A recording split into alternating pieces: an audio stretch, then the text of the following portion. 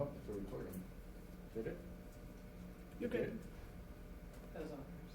Oh, okay. Okay, so we're gonna come back into session at 12:35 PM. And we're going to go into public comment. Let's do, since Charles Reeder has been here for so long, let's do the in-room public comment first. So, Mr. Reeder, if you can come up to the table, please. All right, thank And you. introduce yourself, give us your mailing address, that would be appreciated. Okay. My name is Charles Reeder. I live at 5450 South Avenue, Northwest, Tillamook, Oregon. And, I first learned about this activity here about a month ago. So your instincts are correct when you are saying that there hasn't been much notification. I've lived in this community all my life, class of 1990, Tillamook High School. I've raised a family in this community, and it's hard to stay in that community in Oceanside. My taxes are over $1,000 a month.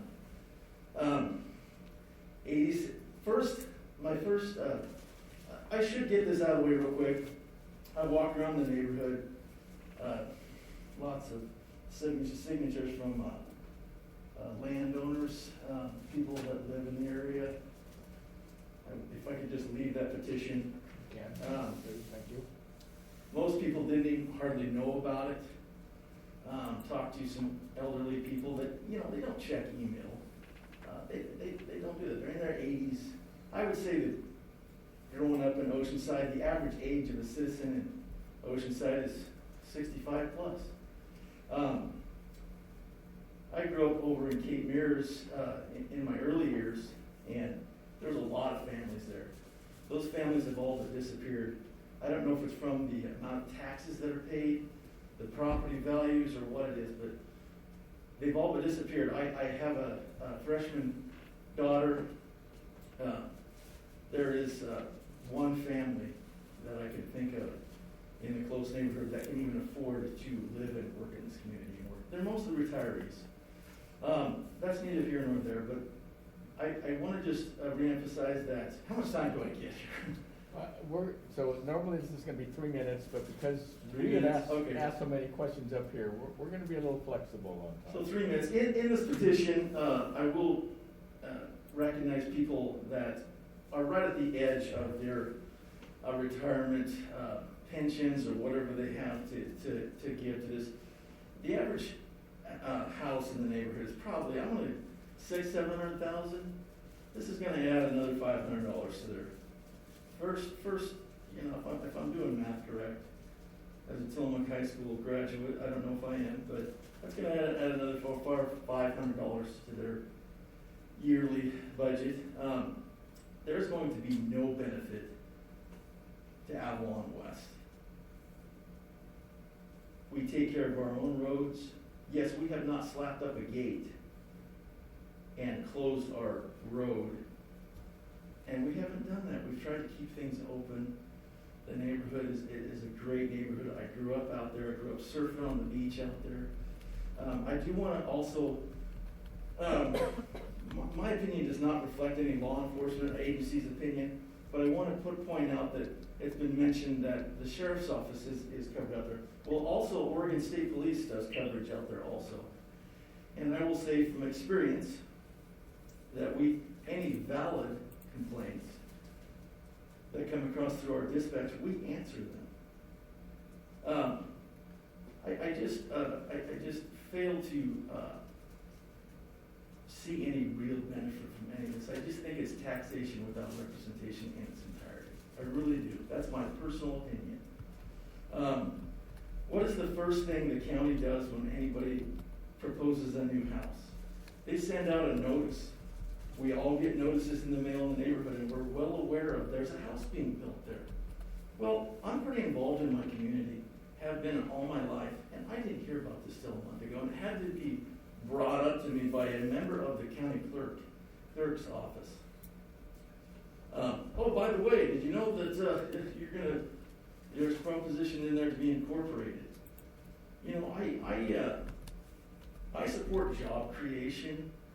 But this is a weird way to create jobs in the community, to tax everybody around there and creates a few $60,000 jobs. I just think it's ludicrous. I don't think there's any benefit. And I'm gonna not go into any other things that I know I've only got 3 minutes. But I would say over 50% of these people have no clue that this was even happening. I mean, boy, I would want to go off into some other tangents here, but I better not. At this point, I'll just leave it at that. I know there's some other meetings, but I oppose the incorporation. I would at least would like to be able to organize Avalon West, give us more time to organize, to oppose our area. And I live on the line. I live right on the line on South Avenue. I use the same sewer and water as the Capes does. And I'm going to be looking over the fence at people that are not part of this incorporation. Draw the line around my house, please. That's all I have to say. Mr. Reedy? Yeah. How many people are on your petition? We've got several emails. There's a lot of people that, as you know, you can drive through that Oceanside at night and half the houses are not lit. Because people don't live there. There's the majority of second homes, but I think there's close to 30. And I just, casually walking through the neighborhood, talking to people. I didn't actively go out and door-to-door knocking. I just casually walked around the neighborhood. So. Thank you. And you'll leave that for us? Yeah, you can have that. So appreciate you listening to me. Thank you, Mr. Thank you. Respect what you do. Thank you. Thank you for being Thanks so here. much. Okay, so let's go online. John Prather is first. John, you can turn your camera on or unmute yourself or both. Good afternoon. Hi. I have a prepared statement, but before I even get to that, I'm the chair of the Netarts Oceanside Sanitary District, and I know you had some questions earlier in regard to sewer. We are an independent district, and we would remain so from the incorporation of Oceanside. And part of that is based on the fact that we service two communities rather than just one community. If we were only serving one community, we would probably have to fall within the incorporation. It's kind of interesting in that Oceanside Water serves Cape Mears and Oceanside, and Netarts Water serves Netarts. It also serves us who live in Terracea, and I'm not absolutely sure, but I think also perhaps the Capes. So they're serving communities in both different areas. Another question that you had was how far north our sewer system runs. Well, it runs, if you go up Cape Mears Loop Road to the entrance to the sanitary district on the right, the sewer runs about 100 yards to the north, and that's it. Everything beyond that is septic, including, you might be surprised, the Oceanside Water folks' offices are also septic. There was also the question raised, I think it may be Avalon 2 and what will happen there. That's going to completely fall on the developer in working with the sanitary district, and a lot of that has not been done. There is no sewer up there, and whatever the plan eventually becomes, that will be something that the Department of Environmental Quality will take a look at and approve before they're connected into our system. I know there was a concern about sewer in the Capes.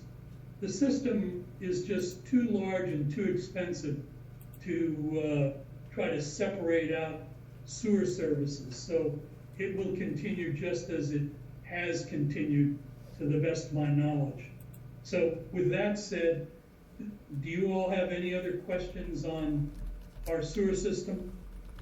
Will you please repeat, sir, what you said about, the northern boundary? How close does the sewer system go to Radar Road?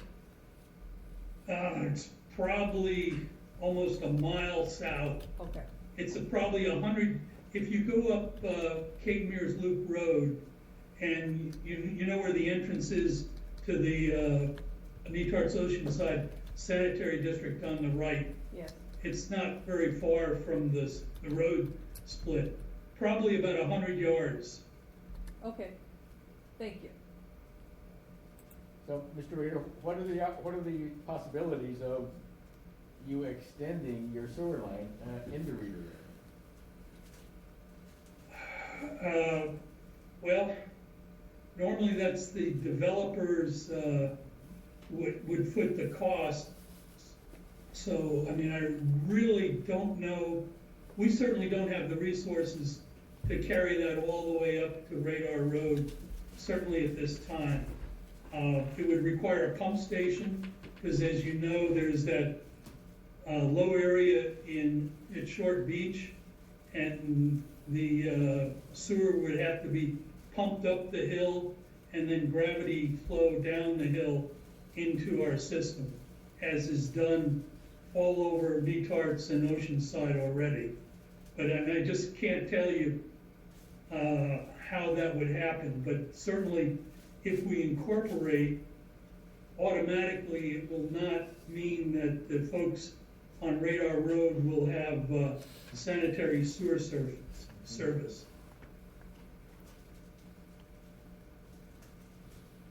Any other question?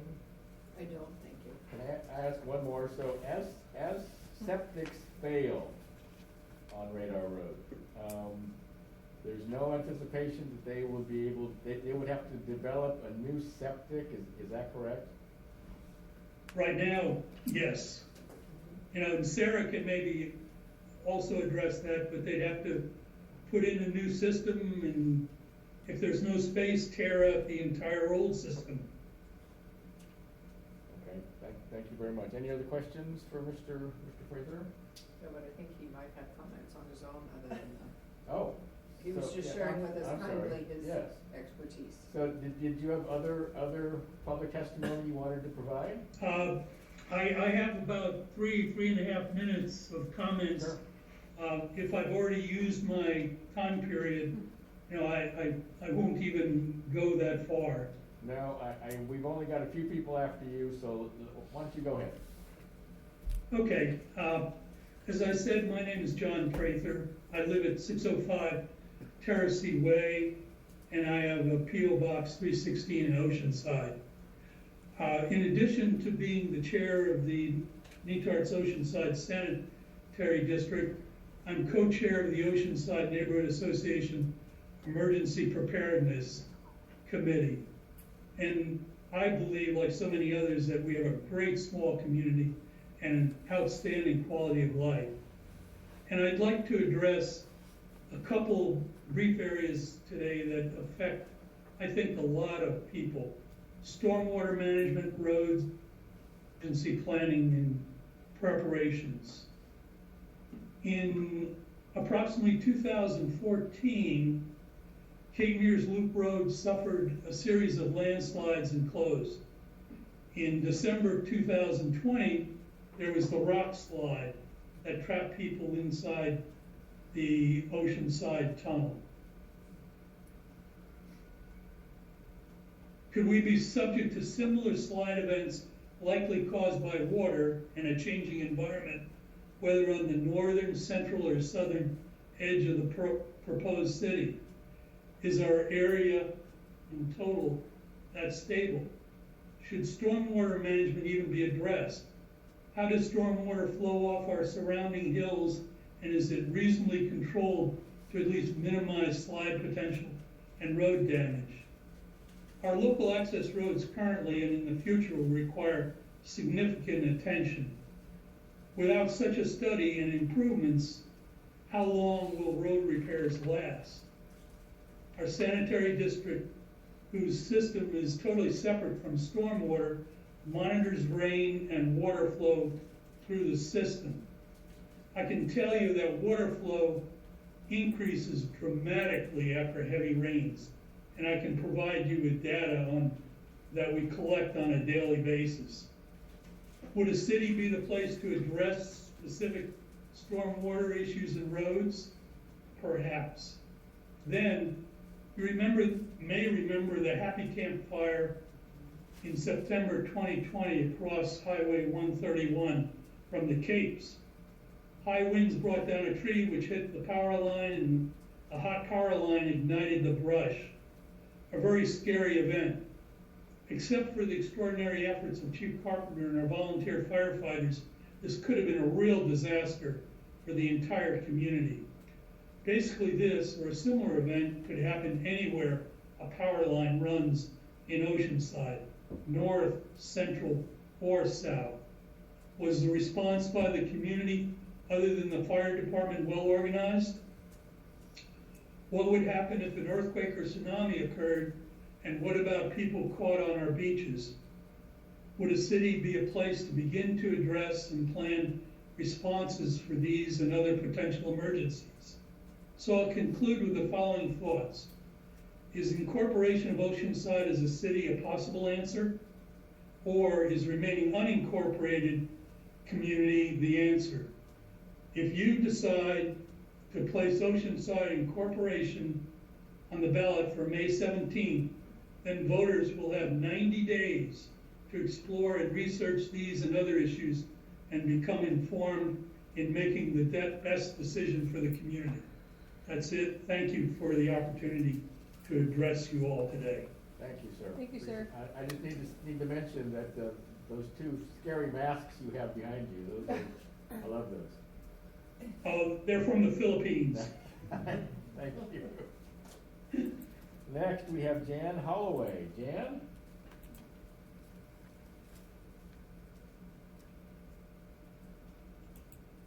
Hello. Hello there. Hi.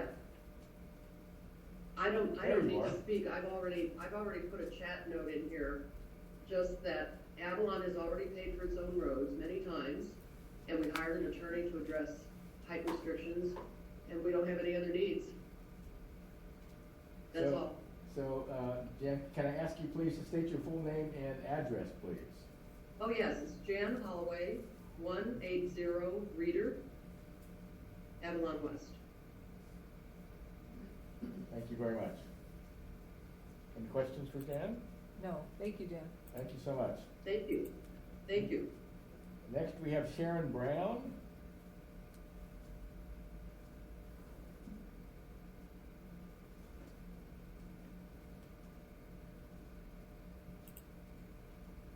Oh, I think you're still muted.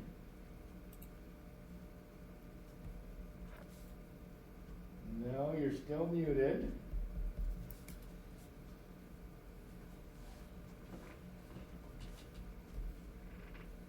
No. Unmute, we can't hear. I didn't know they were gonna call it a meeting. Oh, I Oh, think we wait a can minute, hear wait a you. minute. That think was we were- Jan, Jeff. I think, I think that oh. was Jan talking. I think based on what was lit up. Jan might wanna there's no, she muted. Isn't technology wonderful? So, Sharon, if we can perhaps, I'm gonna call you again at the end of the public comment period to see if you can't fix that. If you can't, please be aware that we will not be closing public comment. You can do this again next week. I know how much fun it must be for you, but, you can do it again next week, and or you can email or mail your comments to us also. Okay, but I'll try calling you again at the end here. And sometimes, Sharon, it helps if you leave the meeting and come back. I don't know why. Thank you so much. Okay, we're gonna move on to Bruce Yeager. Bruce? Yes, can you hear me and see me? Yes, perfect. There we go. Yes, both. Thank you. Well, on the issue, Sir, Mr. Yeager, can I ask you please to introduce yourself and give us your address? oh yes, thank you. I'm Bruce Jaeger. My address is 5372 Woodlawn Street, Oceanside 97134. Thank you, sir. On the issue of community participation, the task force concluded that Oceansiders will rise to the occasion if they feel their efforts will actually matter to the quality of their civic life. I'm very concerned with the size of our population being able to support a city structure, effectively representing all neighborhoods without bias, controlling special interests and conflicts of interest of the few city representatives, and having a fair level of oversight in our processes. A city with excessive control and lacking oversight has significant exposure to corruption and mismanagement. Why are we interested in creating this exposure and costly overhead? There may be better ways of handling our community concerns without taking on this risk, and those need to be explored first.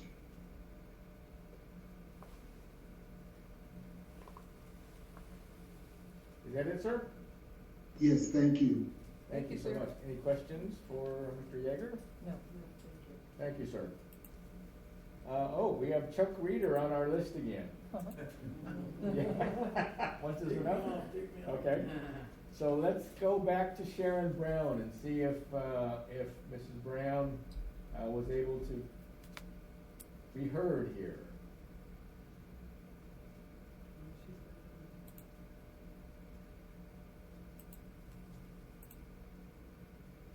Sharon Brown? Where's she still there?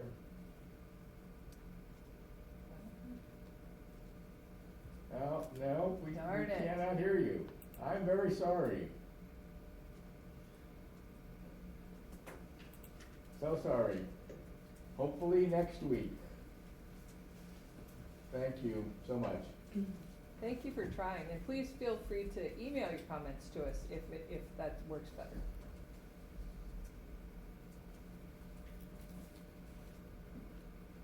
Okay, so I'm just gonna ask, does anyone else have and want to provide public testimony? Anyone that's online? Pam Zielinski has a hand up. Okay, let's go to Pam Zielinski. Pam?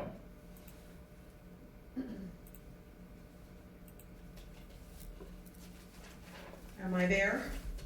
Yes. We can hear you. Yes, you're there. Cool. Okay, thank you. Seems like there's a delay in the audio, but I'll give it my best. So, I submitted my opinions in writing, and so without just restating what I've already submitted, a couple of things came to my attention during this meeting that I'd like to point out, and they're more or less procedural in nature. One of them is, you would have no way of knowing this, to the commissioners. Oh, my name is Pam Zielinski, and I live at 5680 Castle Drive, which is in Oceanside, but the address is Tillamook. Perfect, thank you. So one of them is the way this whole thing evolved. It all started with the Oceanside Neighborhood Association appointing a task force, a secret task force, months before the rest of the membership was notified that this study was going on. So when the rest of the membership was notified that a task force has been working for months, literally months prior to notifying all of us, then we all had to scramble and try to figure out how this is going to impact us. So we really were kind of behind on the race from the very beginning. When I say we, I mean the people who are in opposition, which I am. I'm in opposition to the incorporation idea. I did purchase a list of registered voters, or excuse me, I obtained one, I didn't have to buy it. Obtained a list of registered voters, and I personally just looked at all the addresses and consolidated the addresses, and the 350 or so registered voters really do make up only about 200 households in Oceanside, and the 1,062 individual tax lots represents the actual number of people who will be impacted by the vote of 200 households if this goes to the vote. So Oceansiders United, I don't know who that is, I never heard of them until just recently.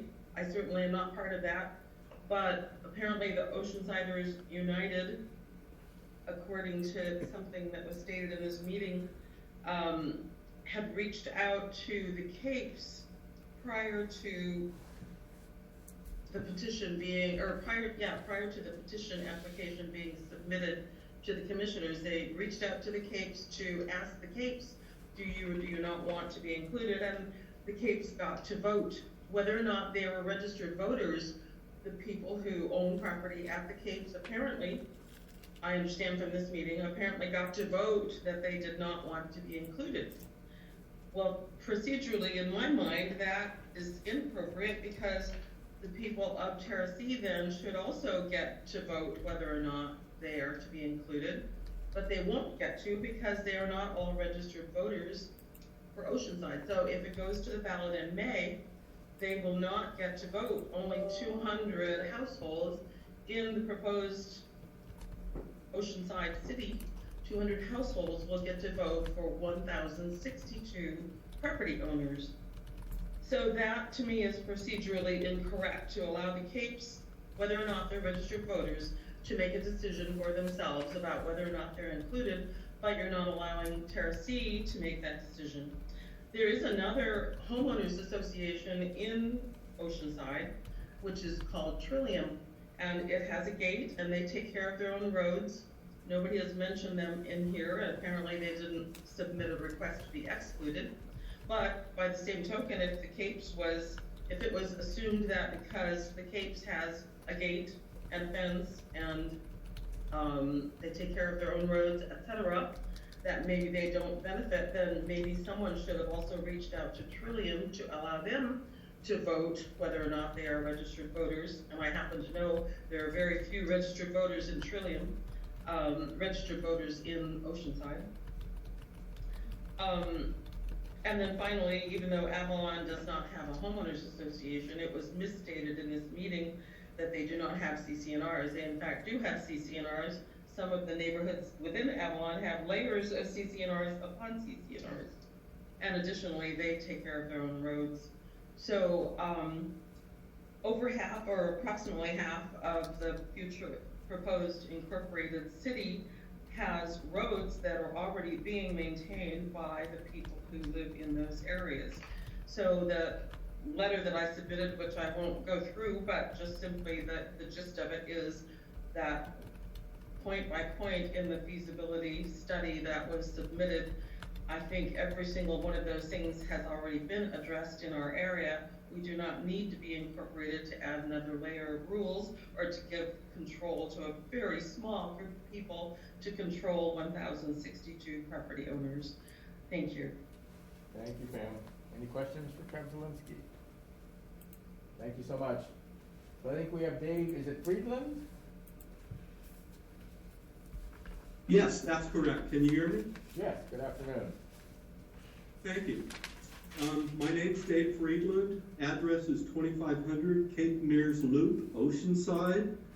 And my wife and I are long-term residents of North Rural Oceanside. And our testimony is to propose a northern boundary for the Oceanside Incorporation proposal. And let me just read Oregon Statute 221-040, paragraph 2.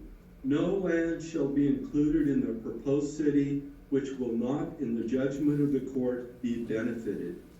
And we're not gerrymandering, but 1/3 of Oceanside is characterized by a rural setting, acreage versus small lots, no services, minimal tourist activities, no public roads.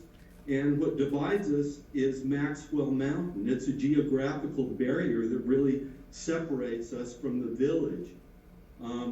Now, ONA's, the 3 deliverables that they're touting for incorporation is improving roads, regulating short-term rentals, and more local oversight in land use issues.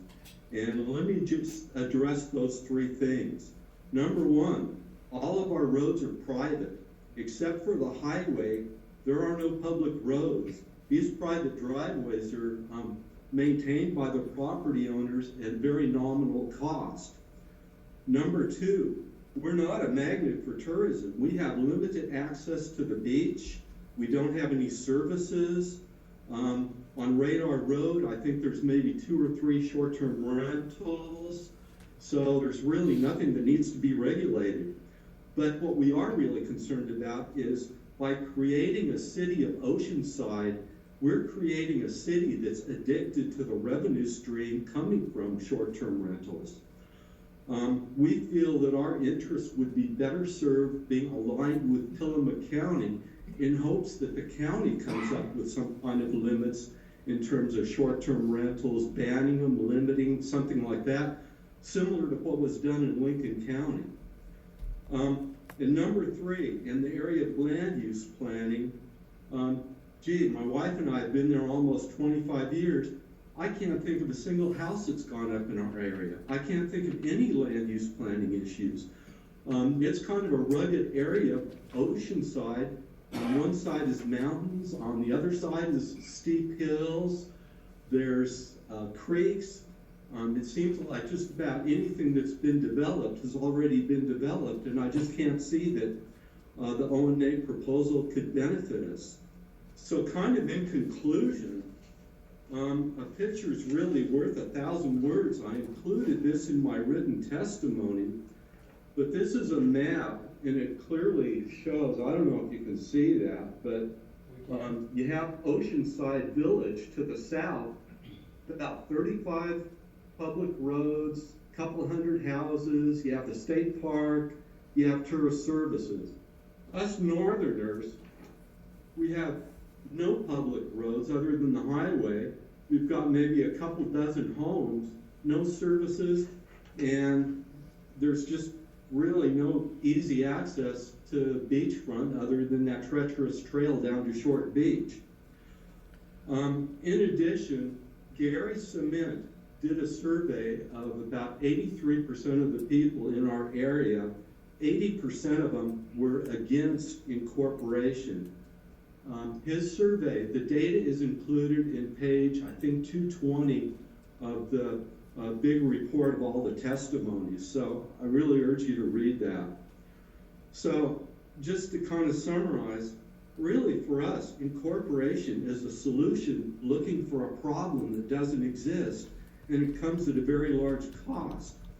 And when I said my objective was to try and come up with a boundary that makes sense, I also included this in my public testimony, but this is the tax map of Oceanside, and I propose that section 1S11240DA, AD, and AA are clear areas where we should stay unincorporated. It really separates us from the village geographically, demographically, and going back to 221-040, no benefit. So that kind of concludes my testimony. We love Oceanside. It's the crown jewel of the Oregon coast, and thank you for the opportunity for me to discuss kind of my feelings on this issue, and I'd be more than happy to answer any questions or help in any way. Thank you, Mr. Friedland. Any questions? No, thank you, sir. Thank you. Thank you so much. Well, So it looks like we have some more people coming up. We have Elizabeth, is it, my eyes are going red. Whipperman? Elizabeth? Hi there, Elizabeth Whipperman, you're right. 5445 Daisy Street in Oceanside, Oregon. I'm at my office right now, so I apologize for any background noise. I submitted a written comment, but I'd like to read it just because I feel like there should be some representation for renters here in this meeting. So as I said, my name is Elizabeth Whipperman, and I'm an AmeriCorps member currently serving with Tillamook County Habitat for Humanity. But for this meeting, I am speaking as a full-time resident of Oceanside. I moved here over a year ago with my partner, Gil Wiggin, who most of you, if you live in Oceanside, probably know. He has been a part of this community for most of his life, and we have begun our journey as a family. After settling in, it didn't take long for me to realize how drastic the housing crisis is in Tillamook County.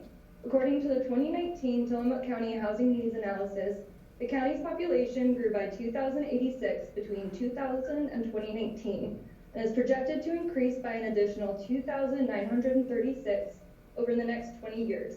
Yet between 2007 and 2017, only about 120 new dwellings were added, and the vast majority of them are second homes. It's also estimated that 80 to 90 dwelling units were converted to seasonal units or short-term vacation rentals each year between 2007 and 2017. In Oceanside alone, there are 452 vacant or seasonally occupied housing units, approximately double the size of Tillamook County's homeless population. For those who are unaware, Tillamook County has the second highest homeless population in the state, and we're tied third when it comes to homeless K-12 children. It is difficult for me to comprehend why the value of revenue from short-term rentals has come before the needs of individuals who live in our community. This is especially true when looking at the trend of Oceanside's TLT revenue, as it has been decreasing steadily over the years. In 2016, Oceanside brought in $558,336. In 2017, that number was $524,372.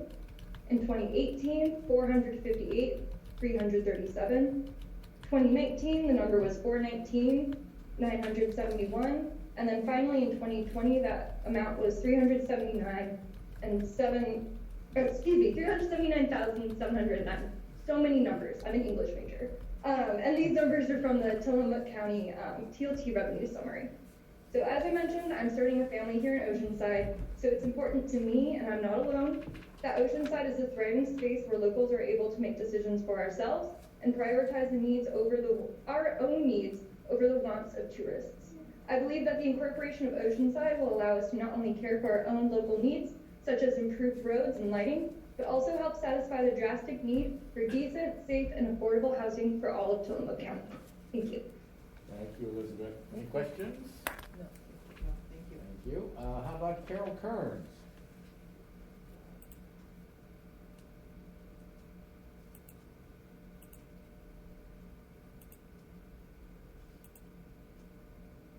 All right, can you hear me? Yes, we hear you and see you. Thank you. All right, Can we I'm get Carol Kearns. yes, please, thank you. Go ahead. and I live at 1550 Hillcrest Avenue, right in the heart of Oceanside. And I've been a resident here since 1981, it's a long time. And I'm definitely in favor of incorporation for a variety of reasons, but I think change is inevitable. And I think that I personally feel having more input regarding change is important. And I think the county has lots of needs to balance when they look at the needs of the county versus what we could do as an incorporated city looking at our needs and what's good for us. I am a short-term rental operator, and I think that there were only a small group of us when I started, and now I think there are over 120 rentals, which is a great concern to many people. So I think that that revenues that are generated from TLC or TLT would be, we could find some creative ways to use those, not just in terms of promoting tourism, but building an infrastructure to support the tourists that come to our area. And I also think that overseeing and having more responsible control over those rentals would help frustrated homeowners in the area. And I also think at some point, if we want to limit the growth, that's the way to do it, is through local control and making those decisions. I also think that in terms of, I think John mentioned that our runoff water is definitely, because I live down the hill from a lot of the runoff, I know that that's a serious issue that's going to take some work in the future. And I think that we would be eligible to apply for grant funding and other sources, we would have some matching funds maybe to work on that. I also think that sometimes people think just about their taxes and what, that they just don't want to pay any more taxes. I certainly don't want to pay any more taxes, but I think the offset for what we would gain in terms of control of our city would be well worth the amount of the taxes that we would have to generate. I think that it's also an opportunity for, we only have a few young people in our community that have stepped up and expressed an interest in being involved. And I say, hallelujah, we need somebody younger than 60 to start being invested in our city and planning for its future. So I strongly support it, and I would be happy to talk to people in the future one-on-one about my reasons. So thank you. Thank you, Carol. Thank Any you. questions? No, thank you. Okay, last call. Do we have anyone else online that would like to testify? Going once? Going twice? Okay, thank you very much for all of we have your... one, Chair Yamamoto, we have one more. Yep, hang on. So, can you do that?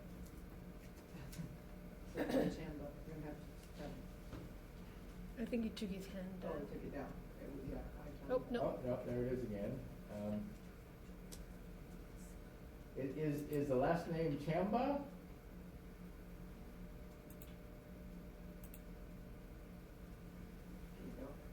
Yes, Perfect. Go ahead. Can you state your name and address, please, before you start? yes, my name is Yuri Chamba, mailing address 16485 Southwest Noe Lane, Beaverton, Oregon. We own a house and a part-time residence in Oceanside at 5378 Woodlawn Street. I am against the incorporation and submitted the letters that is part of the staff report. So I'm not going to go through those details, but I would like to bring to your attention a few numbers.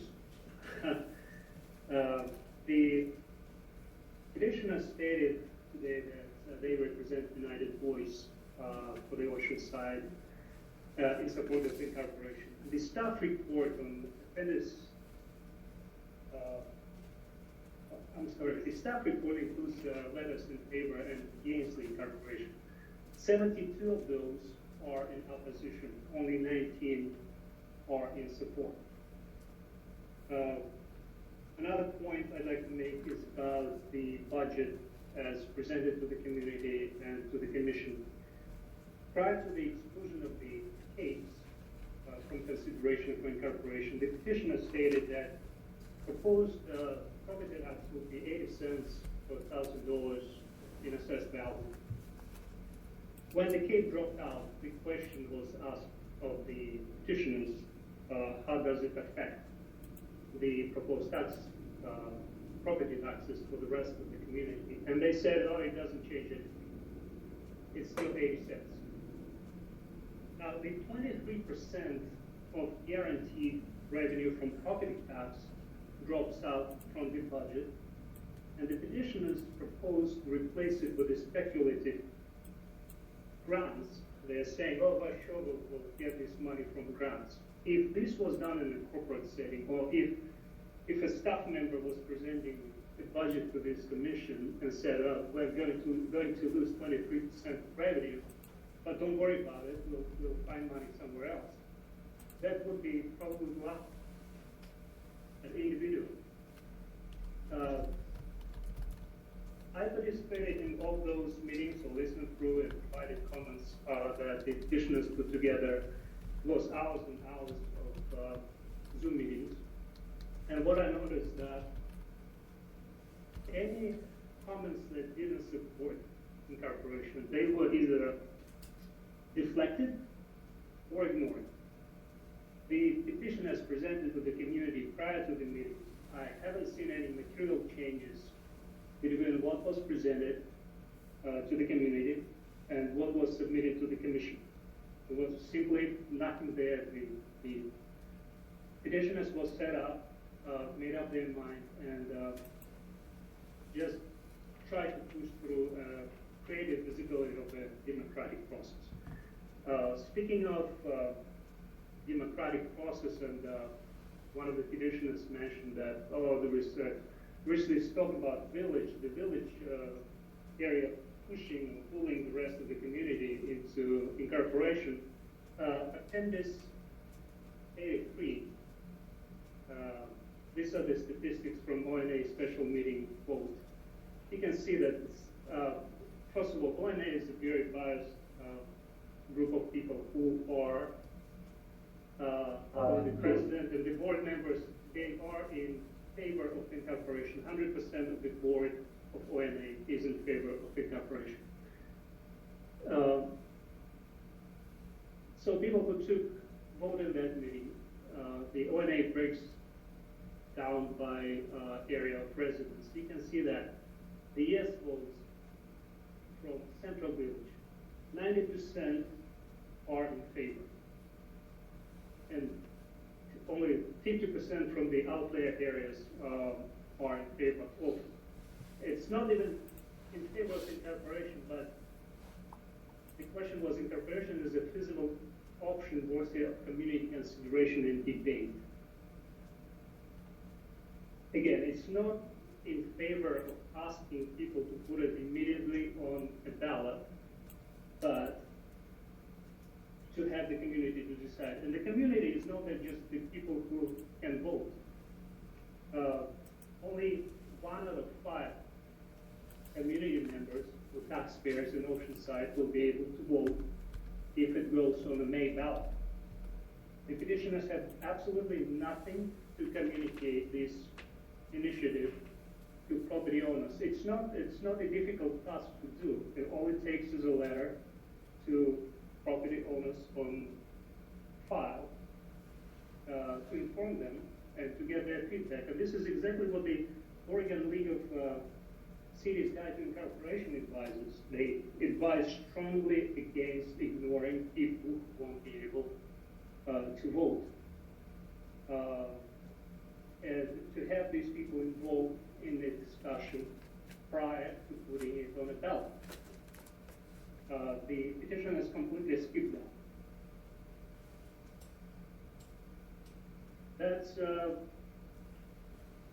That's all I have for today. Hopefully I'll have something for the next week. Thank you very much. Thank you, Thank Mr. you. Cabra. Any questions? Okay, I'm gonna ask this again. Anyone else online want to comment? Going once. Going twice. Okay, here we are. Jerry, I'm not sure why you're at the table. There's a factual error, so I can just post it the next turn. Okay. So, I think we're going to go ahead and continue this hearing, and we will leave it open to all written and oral testimony, again, for next week, next Wednesday. For those of you online and in the room, please understand that we will have a 10 p.m. time certain, not 10 a.m. time certain, not